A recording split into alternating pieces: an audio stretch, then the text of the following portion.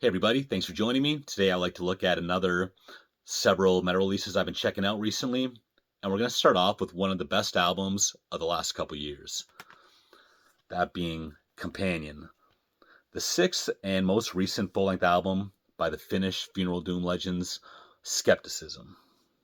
This came out in 2021 on Svart Records. As I mentioned, Funeral Doom. It's definitely not quite as dark as the preceding material, I think. It does have kind of a one song vibe with similar themes being introduced and reintroduced throughout the album. Bring to mind another classic album like Philosophem. But what really impresses me is how each song, usually closer to the end of the song, will introduce some kind of element that really makes the song stand on its own. The vocals, which might at first seem like just kind of your standard death metal vocal, is actually pretty unique if you listen closely. There's just this kind of constant croak he's doing throughout the entire scream or growl. My two favorite songs on here are probably tracks 3 and 6, The March of the Four and The Swan and the Raven, which makes me believe that this album was kind of constructed to peak at the halfway point and at the very end of the album. So, Skepticism, Companion, check it out. Next up, pretty fun one I discovered. This is Hunter's Moon, and this is their one and only full-length album, The Great Pandemonium. This came out on Hell's Headbangers in 2021, and this band is from Australia, and despite being around since 2006, this is their one and only full-length album. And I recalled seeing this in Metal Maniacs back in the day, so I actually found the article. It wasn't too hard for me to find, actually, in the Apocalyptic Raids section. So there you got it right there. What does it say? Ah, yes, Hunter's Moon, fucking occult, kids. All you labels out there, underground or otherwise, Main Man J Eradicator's got a new mini LP waiting in the wings for someone with balls to release.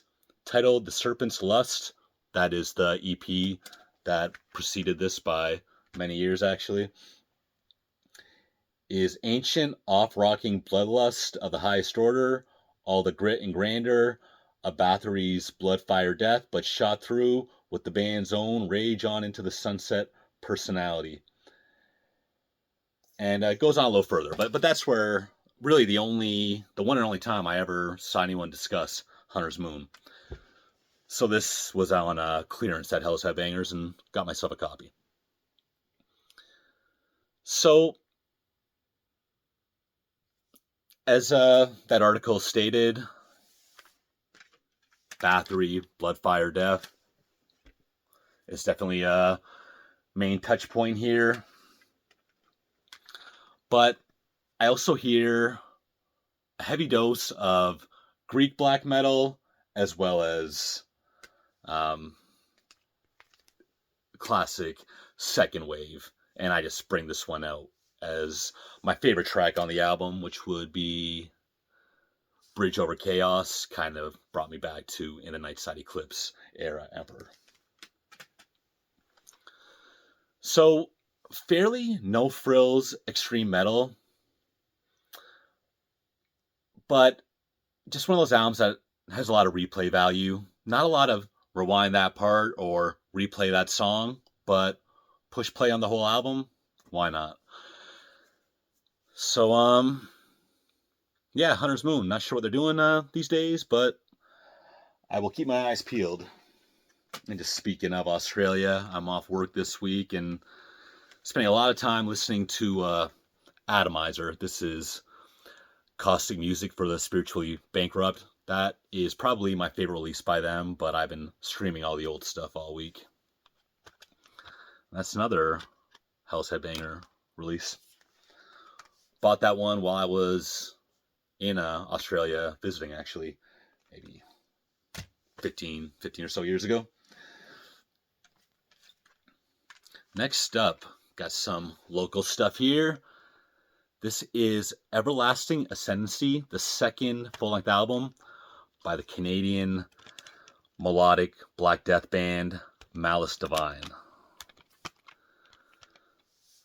So, Malice Divine are from the Toronto area. In fact, based out of Richmond Hill, one town south of me.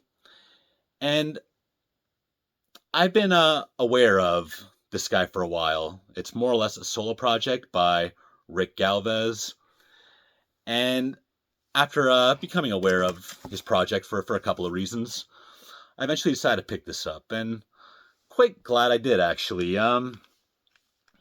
Self-described by the band as a mix of Dissection, Skeleton Witch, and Immortal. I can totally see that. Like, this style of music is very similar to Dissection, but the riffs more so remind me of Immortal. Especially, I thought, Damned in Black era Immortal. That's what I personally thought it really brought me back to. And yeah, the thrashy moments too. They're not like Big Four style. They're not German style. Yeah, something more modern like a Skeleton Witch. Not a band that I've spent a lot of time listening to on record, but I did see them live once. Thought they were pretty cool. It just brings me back to the days where you got more time and money to just go see a random show because you were bored. But definitely a guitar-based band. The solos and the riffs being the main strong point on the album. Pretty sure they use a session drummer here. The sound's great. Where's that Emperor album again? The vocals are, albeit one-dimensional, but a pretty solid take on the Ihsahn or even the Abbath style.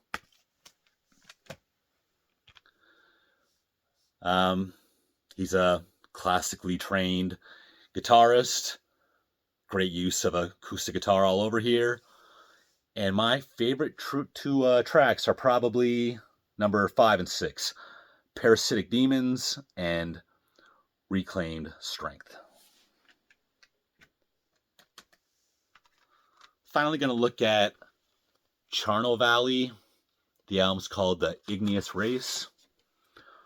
Released on Paragon Records. Forget this year it was, but I think it was 2007. And like the Hunter's Moon album, I remember seeing this somewhere in Metal Maniacs magazine back in the day. So, before we get to the music, I actually didn't even know this until I opened up the CD. This is a two-man project consisting of S. Craig Zoller on drums. Not only was he an old writer for Metal Maniacs, but now he directs movies, Bone Tomahawk, Brawl in Cell Block 99, and Dre to Cross Concrete, and probably a couple other things. I actually watched that Brawl in Cell Block 99 just like 2 weeks ago by total coincidence. I saw it was there on for free on Prime. But anyways, so you got S. Craig Zoller on drums, and then on guitars and vocals, Marty Rick Conan, who also wrote for Metal Maniacs magazine, had Worm Gear zine back in the day, and he also has the Heavy Metallurgy channel on YouTube. And actually, like a year or so ago, he followed my channel, and I was pretty pumped to see that, as I'm a massive Metal Maniacs fan. But this release was one and done. Pretty standard black metal here. Basically a mix of first wave and second wave. Get that Bathory album again. Lots of old Bathory. Tons of old Frost. And then taking you to Norway with I'd say the strongest influences being old Darkthrone and Satyricon. But I thought it was a pretty fun release overall. My favorite being the closer, Brigand, and being a big fan of that fairly unique riffing style they use on that song. So that's it for me today. See you next time.